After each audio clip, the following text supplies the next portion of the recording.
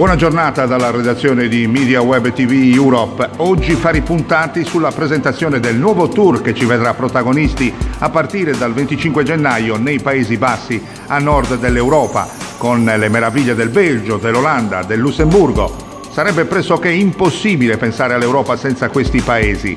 Il Belgio e l'Olanda rappresentano infatti un tandem perfetto, condividono la bellezza urbana ed architettonica, l'arte e la cultura, il presente e la storia, la vita e la storia cosmopolita. Entrambi i paesi sono un punto di riferimento per quanto riguarda le istituzioni europee ed internazionali ed entrambe hanno fatto dell'acqua un bene prezioso ed esteticamente ben integrato in molte delle loro città, mediante canali e porti. Possiedono affascinanti castelli e chiese, caratteristiche feste tradizionali, piazze eccezionali e numerosi musei. Possono vantare anche diversi siti chiamati patrimonio dell'umanità e al di là di questo offrono un'ampia gamma di luoghi di interesse che li rendono unici.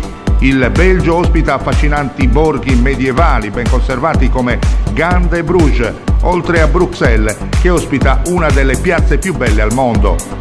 Cioccolato e birra sono poi una combinazione ideale in queste terre.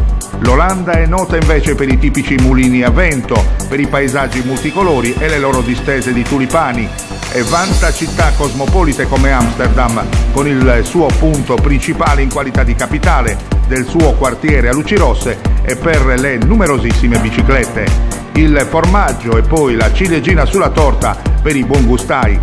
E questi sono solo alcuni esempi per un itinerario ricco di sorprese che si può realizzare portandovi a scoprire luoghi interessanti e magici di questi due paesi dell'Europa. Per quanto concerne il Lussemburgo, è una piccola nazione europea che confina con il Belgio, la Francia e la Germania. Per la maggior parte presenta un paesaggio rurale con le fitte foreste delle Ardenne e i parchi naturali a nord, le gole rocciose della regione del Müllertal ad est e la valle della Masella a sud-est. La capitale omonima è nota per la città vecchia fortificata